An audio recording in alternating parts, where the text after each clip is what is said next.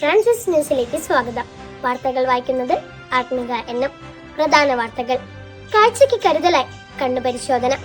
സ്കൂളിൽ ലഹരിക്കെതിരെ ഓപ്പറേഷൻ തൂഫാൻ ബോധവൽക്കരണം. വായനയുടെ വാതായനം തുറന്ന് വായനാ ദിനാഘോഷം.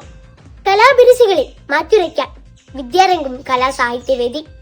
വാർത്തകൾ വിശദമായി.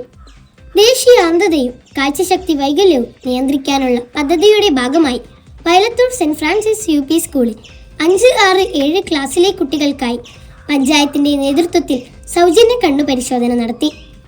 കേരള പോലീസിന്റെ ലഹരി വിരുദ്ധ ജനകീയ പ്രതിരോധ പദ്ധതിയായ ഓപ്പറേഷൻ തൂഫാന്റെ ഭാഗമായി സ്കൂളിൽ വിപുലമായ ബോധവൽക്കരണ ക്ലാസ് നടന്നു. സിവിൽ പോലീസ് ഓഫീസർ സുജിത് സാറിന്റെ നേതൃത്വത്തിലാണ് വിദ്യാർത്ഥികൾക്കായി ക്ലാസ് നൽകിയത്.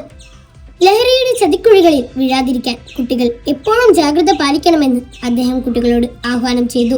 ജൂൺ 19 വായനാ ദിനത്തോടനുബന്ധിച്ച് സെന്റ് ഫ്രാൻസിസ് UP സ്കൂളിൽ പോസ്റ്റർ നിർമ്മാണവും ക്ലാസ് ലൈബ്രറിയുടെ ഉദ്ഘാടനവും നടന്നു. ശ്രീ നാരായണൻ മാസ്റ്ററുടെ നേതൃത്വത്തിൽ നടന്ന PN പണിക്കർ അനുസ്മരണത്തിൽ 7Aയിലെ ആദിശ PN പണിക്കരുടെ വായനാ ലോകത്ത് നൽകിയ സംഭാവനകളെ കുറിച്ച് പറയുകയും 7Cയിലെ കീർത്തികയും 5Aയിലെ പാർവതിയും കവിത ആലപിക്കുകയും ചെയ്തു.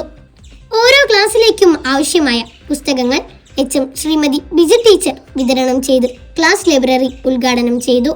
വിദ്യാർത്ഥികളിൽ അന്തർലീനമായിരിക്കുന്ന കലാവാസനകളെ കണ്ടെത്തി പരിപോഷിപ്പിക്കാൻ സഹായകമായ വിദ്യാരംഗ കലാസാഹിത്യവേദിയുടെ ആദ്യ യോഗം വയലത്തൂർ സെന്റ് ഫ്രാൻസിസ് UP സ്കൂളിൽ നടന്നു. വാർത്തകൾ സമാപിച്ചു. നന്ദി, നമസ്കാരം.